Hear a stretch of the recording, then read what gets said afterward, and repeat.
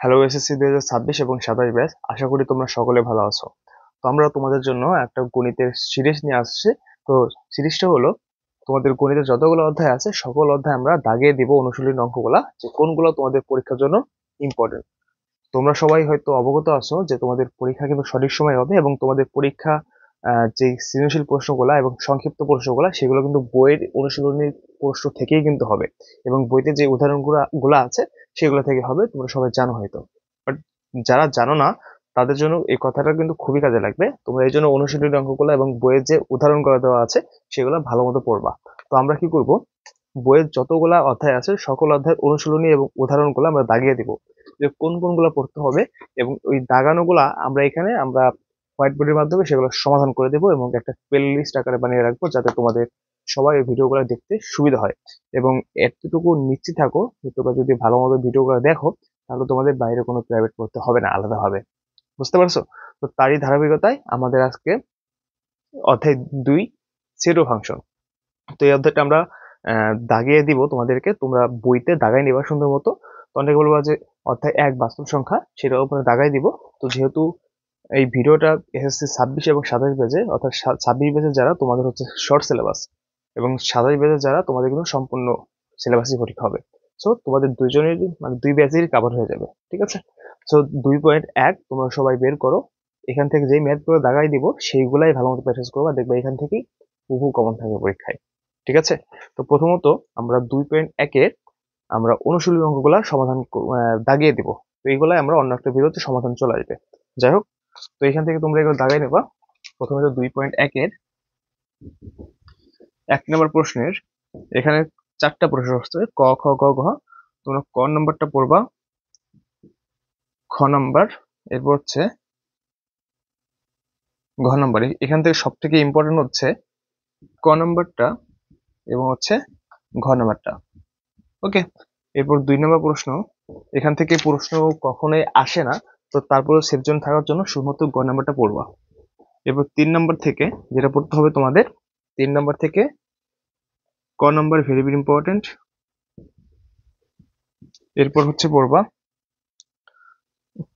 ঘ নম্বর এবং হচ্ছে উম নম্বর, এই 3টা প্রশ্ন পড়বা।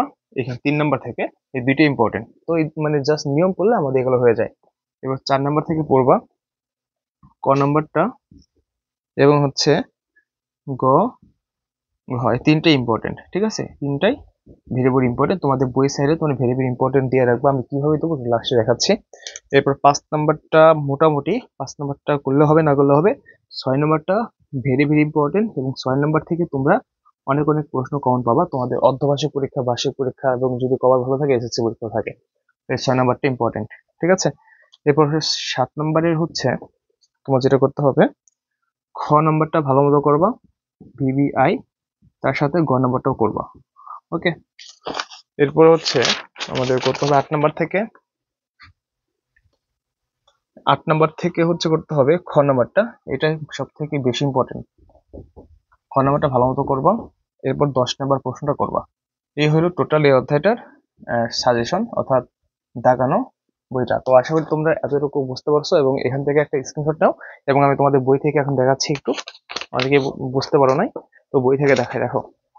সো বই থেকে আসলে দেখা যাচ্ছে, প্রথমত অনুশীলনীর অঙ্কগুলো দেখবা, এইভাবে তোমাদের বই সাইডে ভেরি ভেরি ইম্পর্টেন্ট দিয়ে রাখবা, বুঝছো? এইভাবে তোমাদের বইয়ের নিচে মানে সাইডে ভেরি ভেরি ইম্পর্টেন্ট দিয়ে রাখবা, তাহলে কিন্তু হয়ে যাবে জিনিসগুলো। বুঝতে পারছো? ওকে, পরবর্তী পৃষ্ঠা দেখাই। পরবর্তী পৃষ্ঠা হচ্ছে এইটা। তো এই অঙ্কগুলো ভালো মতো প্র্যাকটিস করবা, এবং এগুলা থেকে প্রশ্ন কমন আসবে।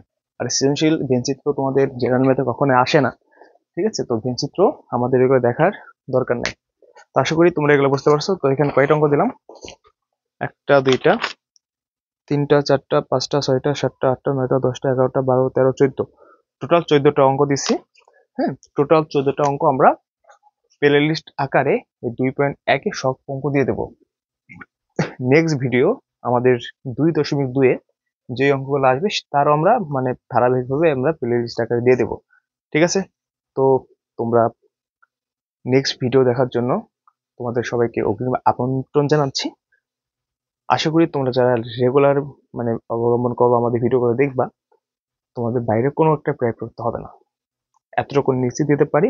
সম্পূর্ণ বেসিক সহ আলোচনা করবো। অলরেডি এই অধ্যায়ের কিছু কিছু অংশ দেওয়া আছে, বাট আমি নতুন করে হোয়াইট বোর্ডের মাধ্যমে একদম বিস্তারিত বেসিক ভাবে আলোচনা করে এইটুকু সমাধান করে প্লে লিস্ট আকারে দিয়ে দেবো, যাতে তোমার এসএসসি পরীক্ষা পর্যন্ত একদম কভার হয়ে যায়, সবকিছু একদম পানি পানি হয়ে যাবে। ঠিক আছে, সবাই ভালো থাকো, দেখা হচ্ছে আমাদের নেক্সট পার্টে। আর হ্যাঁ, তোমরা যারা হচ্ছে আমাদের চ্যানেল নতুন, যারা সাবস্ক্রাইব করো নাই, সাবস্ক্রাইব করে দিবা আর ভিডিওটা লাইক করে দিবা। ওকে।